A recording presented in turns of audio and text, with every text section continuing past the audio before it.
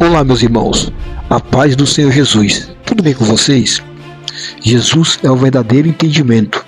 Antes de entrar nesse tema, eu queria saber se você já se inscreveu no meu canal. A sua inscrição me ajuda na divulgação da palavra do Reino de Deus. O seu like, o seu comentário também é muito importante. Me segue também nas outras plataformas. O final dos tempos vem se aproximando e o nosso tempo vai se encurtando cada dia mais e mais. E quem está preocupado com essas coisas e com os acontecimentos que estamos presenciando no decorrer desta vida? Pois o próprio Jesus falou em suas palavras: e como foi nos dias de Noé, assim será também na vinda do Filho do Homem. Portanto, assim como os dias anteriores ao dilúvio, comiam, bebiam, casavam e davam-se em casamento, até o dia em que Noé entrou na arca, e não perceberam até que veio o dilúvio e os levou a todos. Assim será também a vinda do Filho do Homem. Mateus 24, 37 e 39. Da maneira de Jesus dizer estas coisas, dá para perceber que o povo do tempo de Noé estavam embriagados pelas coisas mundanas, a falsa alegria causada pela embriaguez, as falsas companhias que eles tinham aos seus redores. E por esse motivo não acreditaram na pregação de Noé.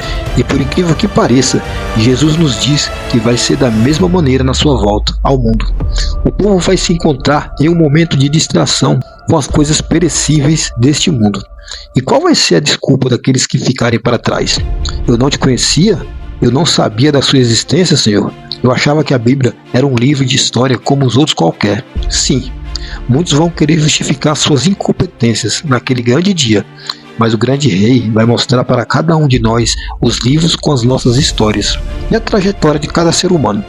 Então, não teremos como escapar daquele grande dia, o dia do nosso Senhor e Salvador Jesus Cristo.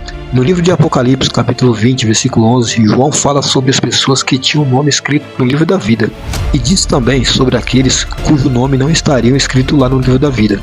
Vamos dar uma olhadinha nessa passagem?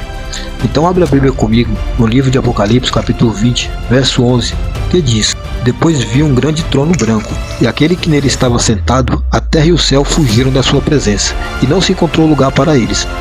Vi também os mortos, grandes e pequenos, e em pé diante do trono, e livros foram abertos. Outro livro foi aberto, o livro da vida. Os mortos foram julgados de acordo com o que tinham feito, segundo o que estava registrado nos livros. O mar entregou os mortos que nele havia, e a morte e o Hades entregaram os mortos que neles havia, e cada um foi julgado de acordo com o que tinha feito. Então a morte e o Hades foram lançados no lago de fogo. O lago de fogo é a segunda morte. Aquele cujos nomes não foram encontrados no livro da vida foram lançados no lago de fogo. Seria possível saber se o nosso nome está escrito no livro da vida? Para termos o nosso nome escrito no livro da vida, precisaríamos analisar a nossa vida terrena, pois para darmos a vida eterna com Jesus e viver eternamente com Ele, precisaríamos estar com a nossa vida edificada nos seus fundamentos, ou seja, o Evangelho. Até porque Jesus estava firme com os propósitos do seu Pai. Ele mesmo nos ensinou a buscar por este caminho. A intenção e a vontade do Pai é que cada um de nós se salve, mas não adianta apenas Ele querer isso por nós. Precisamos também aceitar essa salvação, colocar em nosso coração que somos totalmente dependentes do amor do Pai. Mas não é isso que colocamos como prioridade. Buscamos a imperfeição terrena e nos afastamos da perfeição de Deus. E muitas das vezes somos convencidos que o nosso Criador tem a obrigação de nos salvar, independente da nossa situação. Mas o trabalhar de Deus não funciona dessa maneira, pois o próprio Jesus nos dá um ensino que para alcançar o reino de Deus não seria fácil e nem de qualquer maneira, pois precisaríamos abrir mão deste mundo e das coisas que são usadas para nos atrair e nos afastar do amor do Pai. Então, nesse caso, qual escolha você faria? Abandonar o mundo e receber Jesus em sua vida? Ou abandonar Jesus e viver neste mundo e ser condenado junto com ele? Vamos analisar quando o jovem rico se aproxima de Jesus e pergunta lá em Mateus capítulo 19, versículo 16 ao 30, que diz: Eis que alguém se aproximou de Jesus e lhe perguntou: Mestre, que farei de bom para ter a vida eterna? Respondeu-lhe Jesus: Por que você me pergunta sobre o que é bom? Há somente um que é bom. Se você quer entrar na vida, obedeça os mandamentos. Quais? Perguntou ele. Jesus respondeu: Não matarás, não adulterarás, não furtarás, não darás falso testemunho, honra teu pai e tua mãe, e amará o teu próximo como a ti mesmo. Tudo isso eu tenho obedecido. O que me falta ainda? Jesus respondeu: Se você quer ser perfeito, vá, venda os seus bens e dê o dinheiro aos pobres, e você terá um tesouro nos céus. Depois venha e siga-me. Ouvindo isso, o jovem afastou-se triste, porque tinha muitas riquezas. Reparem que esse jovem tinha muitas riquezas, mas também sentia um vazio em sua alma, ou seja, ele sentia falta da salvação. Com certeza, ele era uma pessoa do bem. Atraído pelas riquezas da terra, mais distante do tesouro escondido nos céus, o jovem não quis firmar uma vida eterna com Jesus, nem sequer se deu a oportunidade de aprender sobre as coisas que eram mais valiosas que o ouro, que é perecível. Jesus fez o chamado na vida dele, quando lhe diz: vai, vende tudo quanto tens e compartilha com os pobres, e depois siga-me. Ele preferiu continuar com o peso das riquezas terrenas, e o mesmo vazio em sua alma permaneceu. Então precisamos firmar nossa vida em quem? E com que desejo? Jesus é o único que pode nos dar essa resposta, pois ele conseguiu fazer a vontade de seu Pai, e seus ensinos é a nossa garantia de chegarmos a ele. Mas não são todas as pessoas que buscam por esse entendimento, pois para eles, uma vez salvos, salvos para sempre. Mas na verdade não é assim. A salvação não vem do pecado, a salvação não vem da lei e nem das obras da maldade. Jesus nos trouxe a salvação através de seu amor, revelando em nossos olhos e nos nossos corações a maneira correta que o nosso Pai é. Quando lembro de tudo o que ele sofreu, padeceu cruelmente e não murmurou e nem lançou palavra de maldição sobre os que lhe afligiam. Antes pediu perdão ao seu Pai por cada um deles. Aí eu penso, se nosso Pai é bom, por que eu sirvo a Ele de uma maneira maldosa, pensando que estou fazendo a vontade dele corretamente? Mas na verdade, eu estou fazendo a vontade maligna e imitando seus passos, deixando para trás as coisas santas e puras, e isso vai trazer consequência e comprometer a minha salvação. Você acha que estou satisfeito com isso? De maneira nenhuma.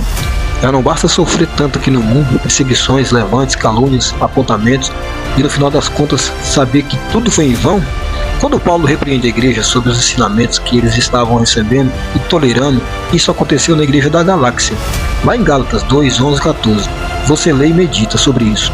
Eu entendo que as pessoas costumam tolerar essas coisas também no nosso tempo, pois a salvação de Jesus e seu evangelho já não está mais no nosso meio. Pouquíssimos são os que ensinam a verdade do reino de Deus. E se não despertarmos para Cristo e deixarmos Ele falar em nós, faremos igual os que perecem e não alcançaremos o Senhor Jesus. Então o objetivo é claro, viver igual Jesus viveu. Com isso, seremos filhos amados e seremos chamados de filhos por Deus. Mas quem pode ter o privilégio de receber a honra de ser reconhecido como filho por Deus? Todos nós estamos incluídos nesse chamado, pois o nosso Senhor busca pelos verdadeiros adoradores, aqueles que adoram em espírito e em verdade. Mas eu sou tão pecador, como posso saber se vou ser bem recebido e amparado no decorrer desse caminho? Segundo informações bíblicas, o nosso Senhor não nos julga segundo a aparência da carne, mas Ele sonda o nosso coração e conhece tudo que está oculto nele. Por isso, Ele não nos julga, mas nos dá o direito de nos transformar inteiramente. Por isso, todos nós temos a oportunidade de ser chamados de filhos de Deus.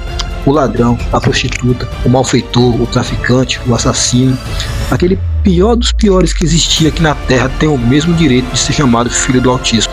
Basta aceitar e reconhecer seus erros e seguir Jesus em todos os seus caminhos, e sua vida nunca mais será a mesma. Lembrando que sofremos no mundo devido aos nossos erros, e a falta de entendimento nos faz perecer.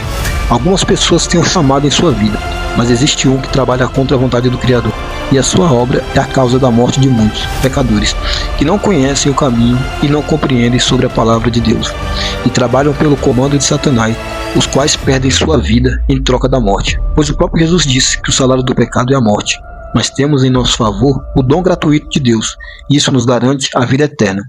Então o conselho é para não pecarmos, mas temos um advogado que justifica nossos pecados, o nosso Senhor Jesus. Por isso, meus irmãos, vamos permanecer em Jesus Cristo, porque Ele não nos julga, não nos mata e nem nos condena, mas além de nos perdoar, também nos garante a salvação. Sabemos muito bem como é difícil nos firmar neste caminho que é oferecido para nós, pois a sujeira deste mundo nos impede de nos aproximar de Deus, mas precisamos insistir, persistir e nos estabelecer fielmente com Jesus. Assim viveremos eternamente e felizes ao lado do nosso Pai.